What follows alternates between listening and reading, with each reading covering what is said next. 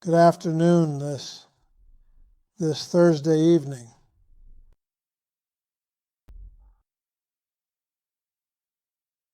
People are always trying to change the world. They don't realize the world is what it is, and nature takes care of it. We live in a world of duality, Maya. It will always be like this. Some people are dreaming about an Aquarian age. Some people are dreaming about the age of enlightenment, where everybody is at peace with one another. It will never happen. This is not the kind of world we live in. Perhaps there are planets where there is peace, but this is not one of them. Since the beginning of time, there has been man's inhumanity to man. Our job is to find out who we are, to awaken and become free. That's what this is all about. Not to do things externally, but internally. Not to try to change people, places and things, but to go within the self and realize that you are not the body. There never was a body. And if you're not the body, you're not the world. There is no world as it appears.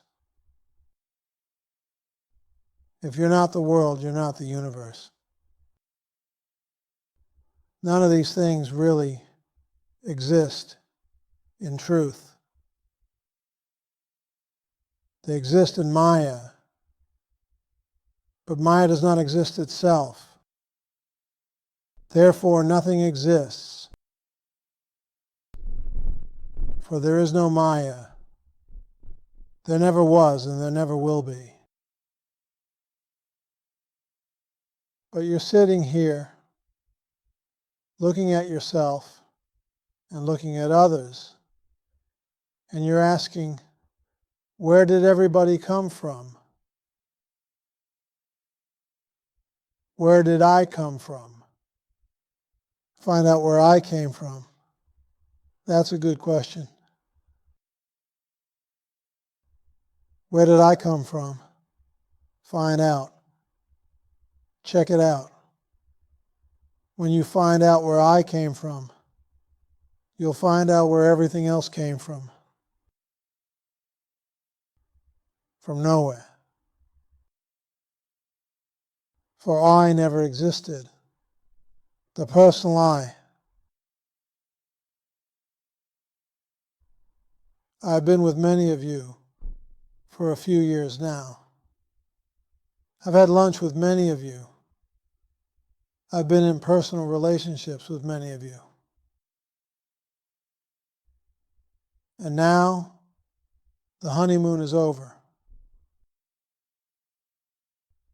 What do I mean that the honeymoon is over? You all know what a honeymoon is, I'm sure. When you look in each other's eyes and see God, love, joy. But then after you're married a while, things begin to change. You get used to the other person and the love changes to something else. You sort of begin to tolerate one another. So it is with our relationship here. The first time you met me, many of you were in awe. You look forward to seeing me for the first time. It was quite a thrill, I suppose. I don't know why. I always told you, I am nobody important. But then, when we got used to each other over the years, you see me 2, 3, 4 times a week, I become just another guy to you. This is the way you should see me anyway. I'm just another being.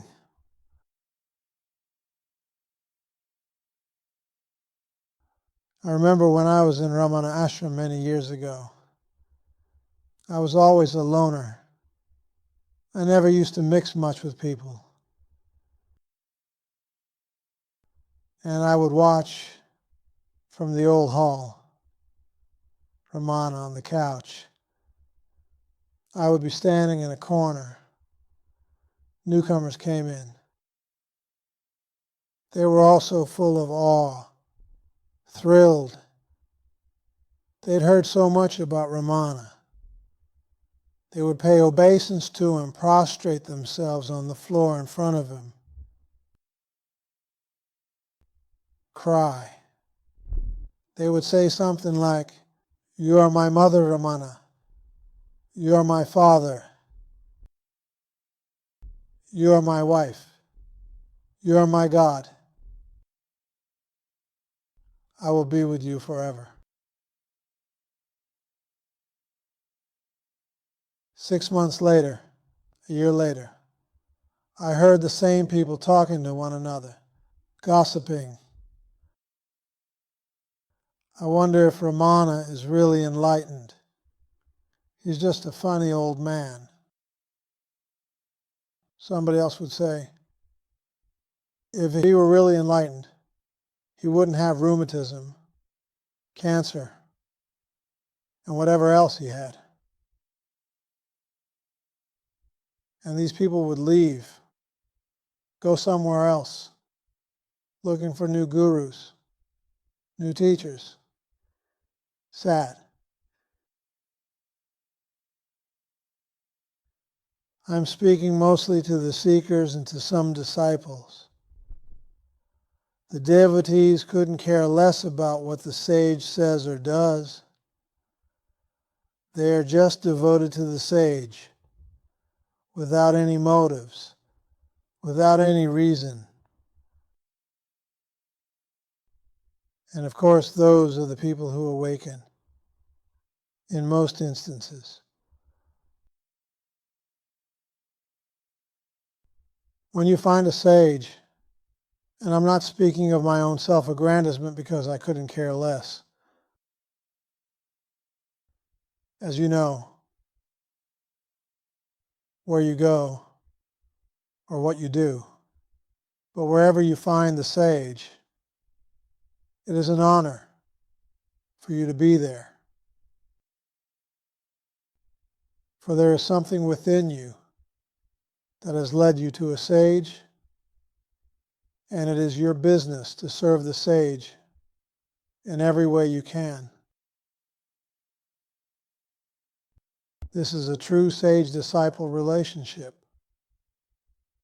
The devotee serves the sage, for he realizes he's serving himself. There is only the self, and what you do to the sage, you're doing to yourself. How you treat the sage, you're treating yourself. There's no one but the self. You are that. Do you feel yourself as one? Can you feel the power, the oneness, the love, the compassion in the sage? You're feeling it in yourself. There's no difference. You are the one. That one is pure awareness, absolute reality. When you realize that you are the one, you'll be able to see in the sage your own reality. And yet, You have to be careful sometimes. There are so many teachers out there. As you know by now, you are always attracted to the teacher that you need at the time. If you are fraudulent, you'll be attracted to a fraudulent teacher. If you are full of mischief, you will be attracted to a teacher that is also full of mischief. You're always seeing yourself, and the sage is simply a mirror for yourself. Yet there are certain qualities you should look for. I'm speaking of the highest form of sagehood. You have to check out the sage before you become a disciple, devotee. There are certain qualities to look for. The first quality is a sage owns nothing at all. A true sage has no possessions whatsoever. A true sage is taken care of by his devotees, doesn't own anything. Another quality to look for is the sage does not care where he or she is. It's all the same. A true sage does not have to travel everywhere, trying to pick up devotees or disciples. Couldn't care less if anybody heard of him or her. Never looking for name or fame. Not really interested in publishing books, putting out tapes, making him or herself well known all over the world so people can come. A true sage just doesn't care about these things because there's no self left to care about these things. The ego has been totally transcended. There is no ego that needs to do anything. That is why people like Ramana Maharshi never left Arunachala. There's nowhere to go. It's all the same.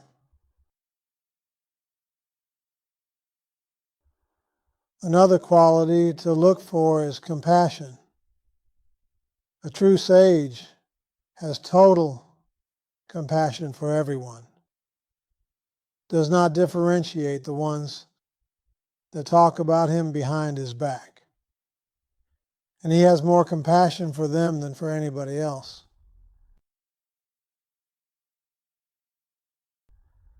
It's like the story of Jesus with the lost sheep. He said the shepherd will go after the sheep that has been lost and seek the sheep and love the sheep and take care of that sheep. So it is with the sage. Those that are unkind to the sage has greater compassion for those people. You see, the whole thing is different than what you think it is.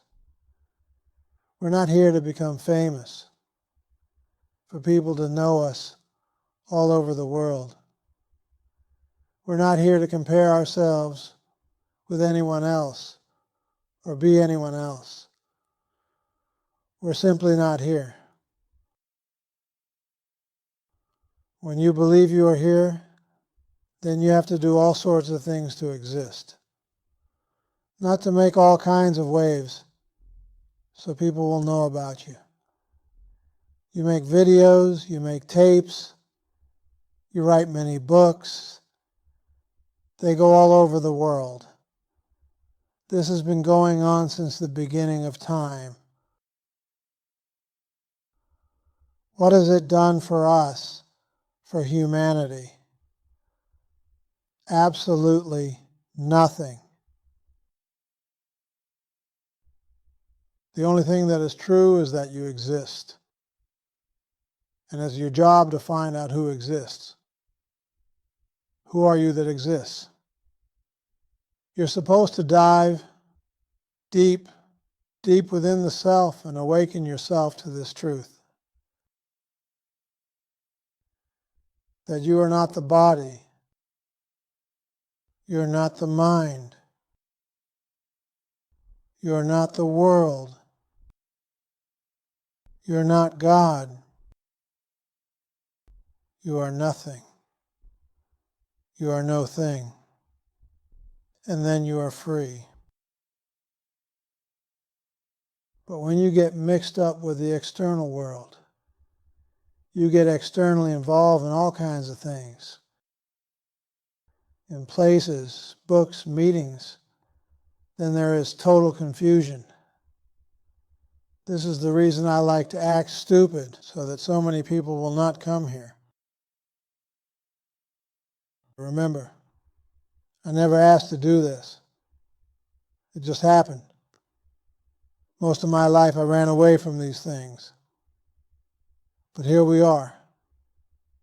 Everything unfolds the way it's supposed to. Nature takes care of everything.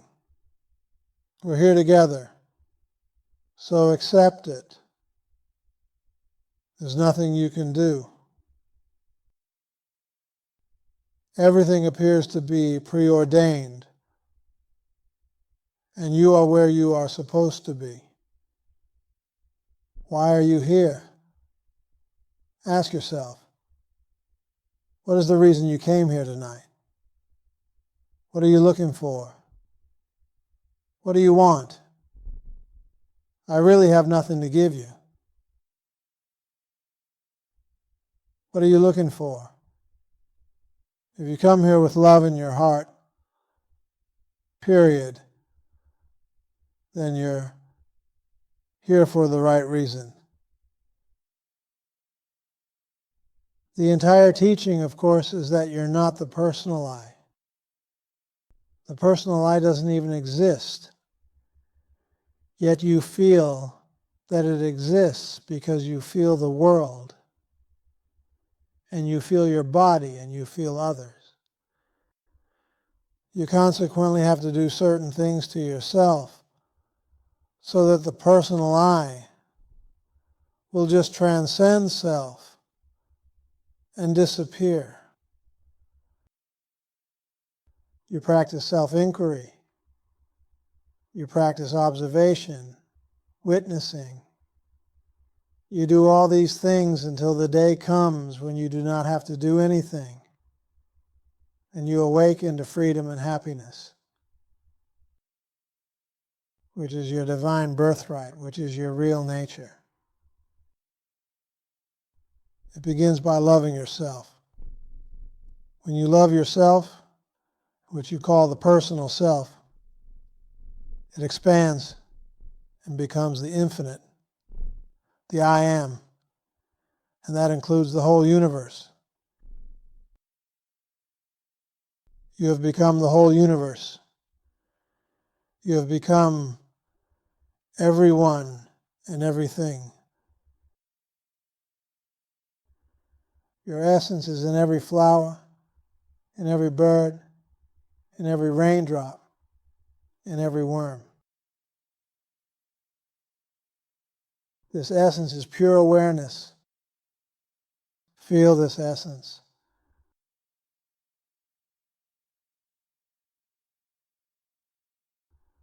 This is your real nature, your true self. Your boundless space. Feel your spaciousness. Now feel yourself as the observer of all these things. The witness to your spaciousness. In other words, you are beyond boundless space,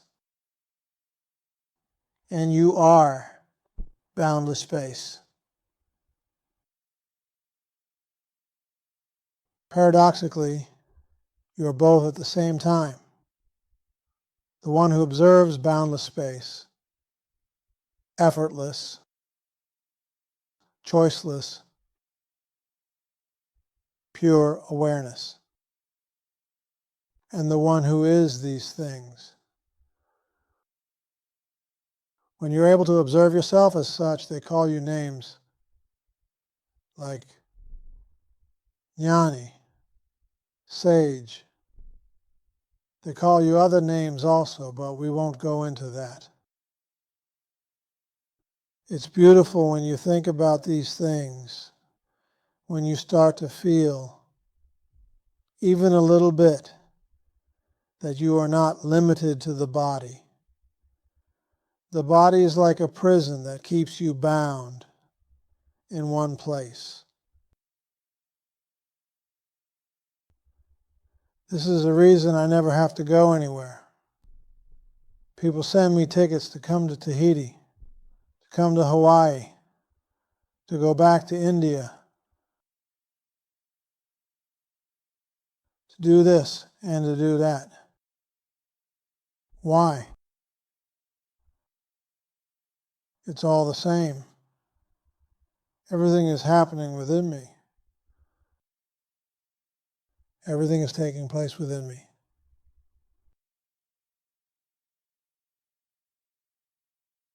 I am choiceless, pure awareness.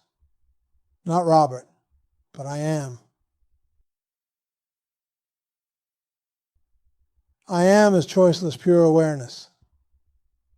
There's nowhere to go. There's nothing to do.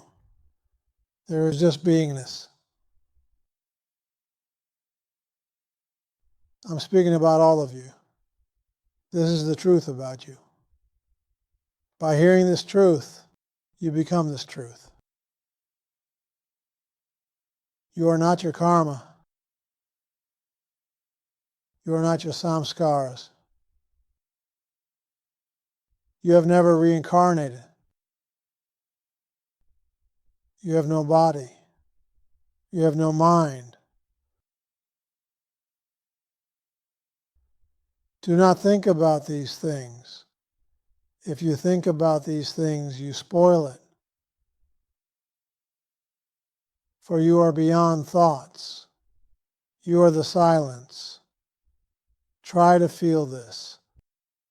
You are the infinite silence, where there are no words,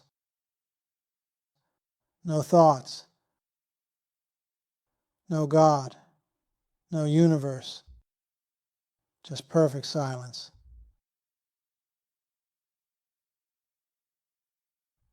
There's nothing you have to do. There is nowhere you have to go. There is no one you have to see. You are the one.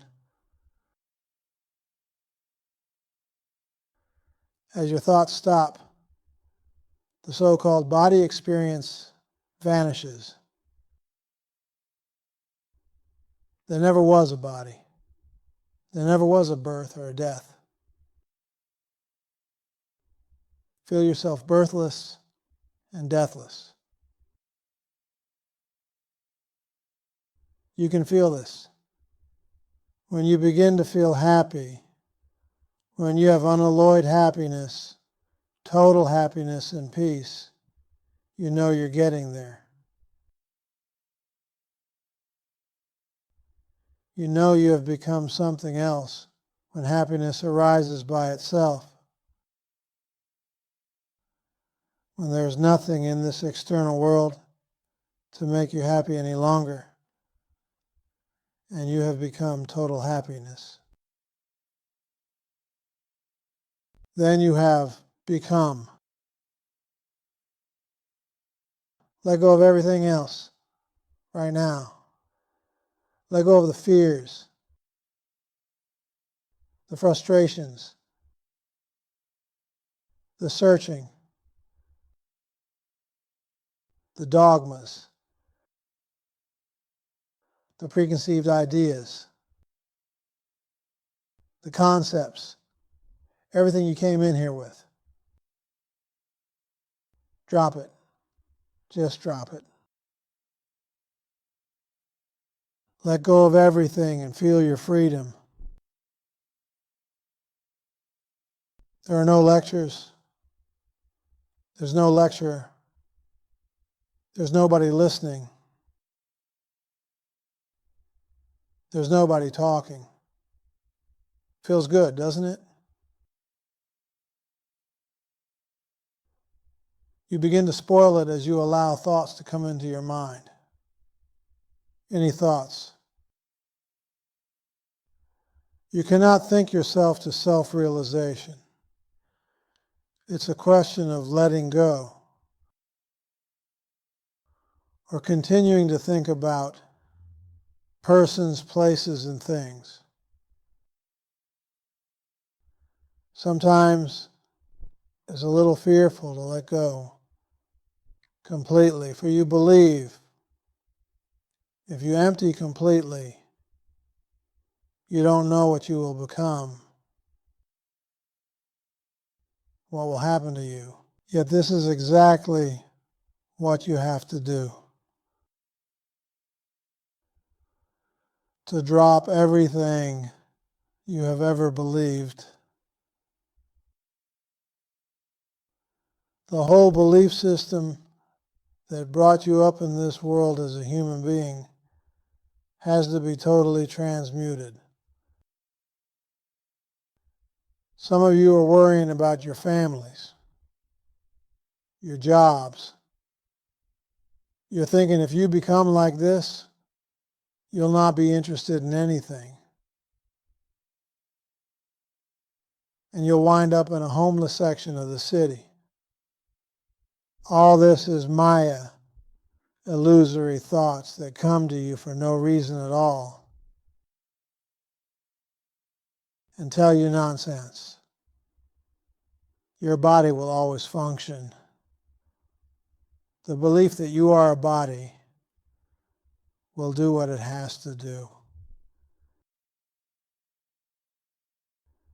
You do not have to concern yourself about anything at all in this world or in any other world.